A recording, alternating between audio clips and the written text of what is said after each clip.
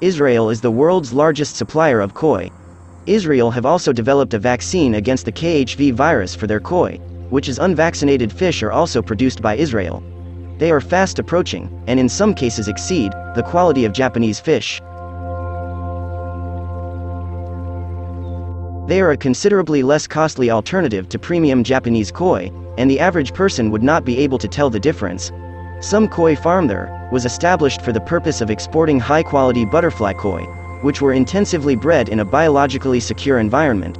Most of the breeding farm is located in a quarantined area in Moshev Ramon. They spawns throughout the year, a batch every few weeks. They spawn a number of pairs simultaneously, and after a short initial period they mix everything together. But you may not see any breeding in action.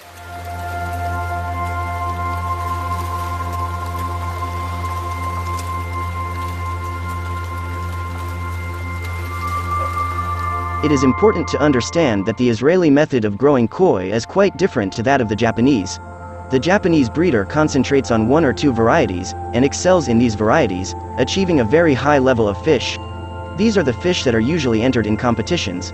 The Japanese exporter will usually represent a number of breeders, each contributing one or two varieties. In Israel, they concentrate on the mix and not on the individual varieties. Their market is not the one selling 3-year-old champion koi, and most of what they sell is less than 1 year old, and between 5 centimeters and 30 centimeters.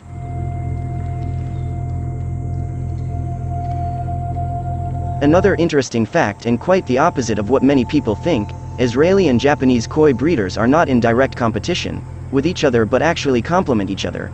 People who start by buying Israeli koi often graduate to more expensive Japanese koi, and people who yearn to have Japanese koi but cannot afford them buy Israeli koi.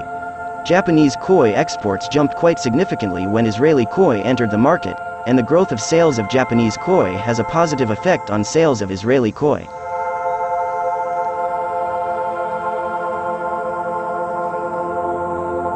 Another difference between Japanese and Israeli koi is the coloration. Japanese breeders rely heavily on color enhancement through special food, clay etc., while in Israel this constituent is largely disregarded in the raising of koi. Japanese koi are usually sold after they have completed a special, finishing course, where they are fed special color-enhancing food while their growth is limited. Most grades of regular Israeli koi are taken straight out of the growing tanks and shipped after only the usual pre-shipment starvation. It is for this reason that many Japanese koi will lose color or fade without high-quality special food, while most Israeli koi will retain their coloration with regular food, but will improve considerably with higher quality, color-enhancing food. That is why Israel become one of the largest ornamental fish exporters in the world, and the second largest exporter to the European market. With over 70% of koi imported into the UK, Israel is the main player as a koi carp producer and exporter.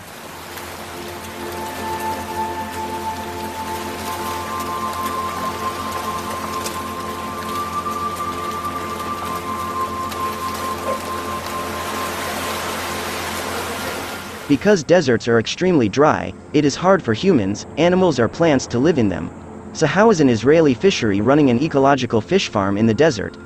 Israeli koi farm is living proof that fish can learn to swim in the sand, so to speak. According to what the farmer says, if we can raise fish in the heart of the desert, everywhere else should be easy. They use what is known as recirculating aquaculture systems technology. The system allows for growing healthy fish at a low cost even in areas removed from major water sources.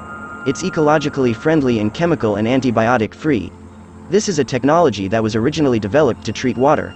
We learned how to raise fish using it, they said.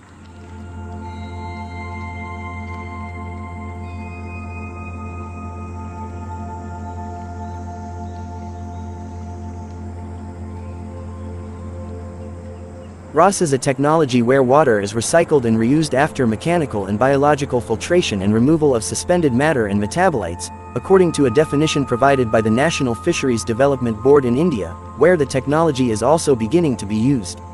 This method is used for high-density culture of various species of fish, utilizing minimum land area and water. Traditionally, fish farmers build open pools or ponds, which requires them to discharge and replace big amounts of water and to infuse the fish with antibiotics to ensure their health in such an environment.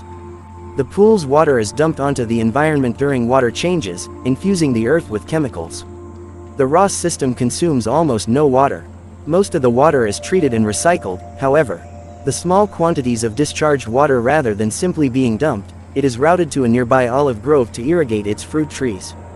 Our use of water on the ecological aquaculture farm is 10 times less than the use of water in conventional ponds, they stressed.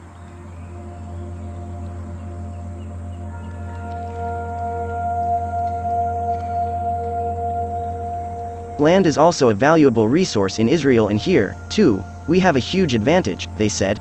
Our area is 10 times smaller than conventional ponds while the amount of fish we produce is the same, and we can see what they said.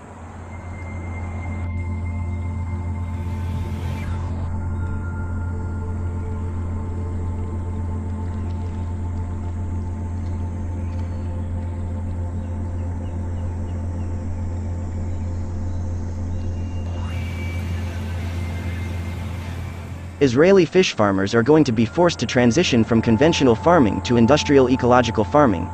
For a country like Israel, this transition is already essential. We are a country without land and water, they said. And now they are the largest koi exporter in the world of Nishikigoi.